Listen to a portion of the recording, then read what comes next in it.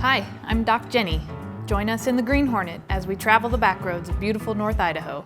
Every day is different, challenging, and never boring as we see all the farm animals, big and small.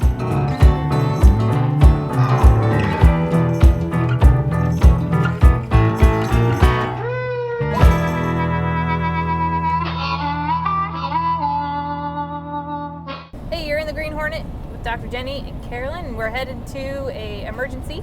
It's a horse, a 3-year-old horse that apparently ran through a fence and is cut up pretty bad. So we'll see what we can do once we get there. I get asked all the time about safe fencing for horses. Anytime I post on Facebook that we've got a gnarly injury, people always want to know what the horse did it on so that they can avoid that. I can tell you that horses can get hurt on the most benign objects. There is no such thing as a safe fencing for horses. There's certainly unsafe fencing. Barbed wire, obviously, is very unsafe fencing for horses. A lot of the woven wire fences also are very unsafe for horses. So there's definitely ways that you can make your fence safer. The best way to keep your horses safe is to keep them off the fence. And so I prefer at home, I really like strong wooden fence that they're not gonna break if they run through it. And then we use the electric rope, which is highly visible. It will break if the horse gets tangled in it. It's not sharp, so it doesn't do a lot of damage if it gets wrapped around a leg, and they learn to stay off of the fence. So that's my personal preference.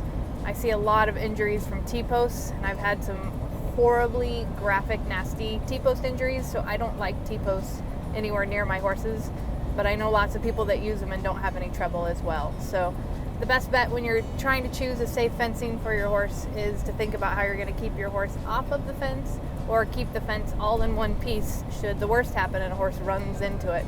So it is the day after the 4th of July, and so this is a common day for us to have a lot of injuries in the horses, especially running through or getting scared from the fireworks and getting tangled in the fence. So we got pretty lucky that this is the only one we've had all day. So we'll take a look and we'll check back in as soon as we get to the ranch.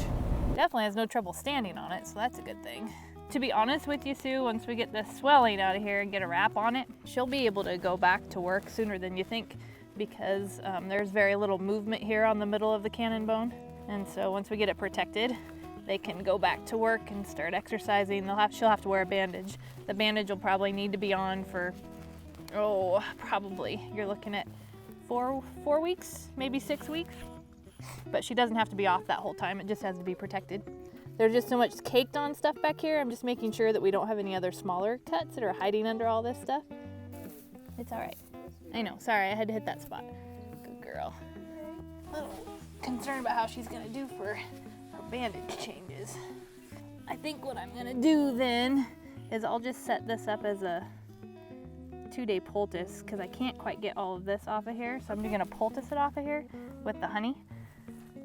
So I'm just going to wrap it, let the honey take all of this dirt and debris, get the swelling out, and then we'll see where we're at. All right, we're going to honey poultice it then. That cut looked to be probably at least 12 hours old. It was pretty swollen.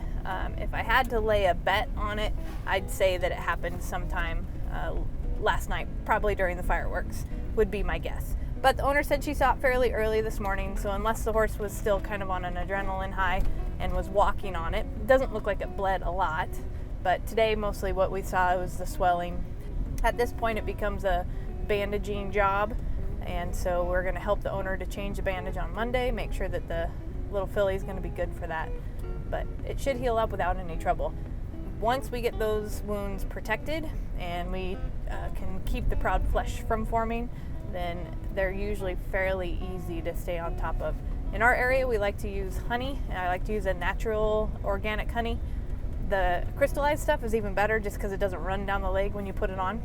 We do have to watch for flies and bees if we get into that time of the year, but most of the time the honey does really a great job of pulling all of the dirt, and that wound had a lot of caked on stuff, some hair stuck to it still. So rather than getting in there and aggressively surgically debriding, I like to use the honey to pull all that stuff off.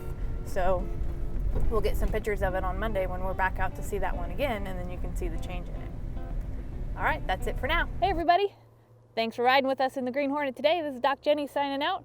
If you like what you saw, be sure and follow us in the Green Hornet with Tormund, out on the road with Doc Jenni. Just click the link below and follow us along on our journeys. See you later.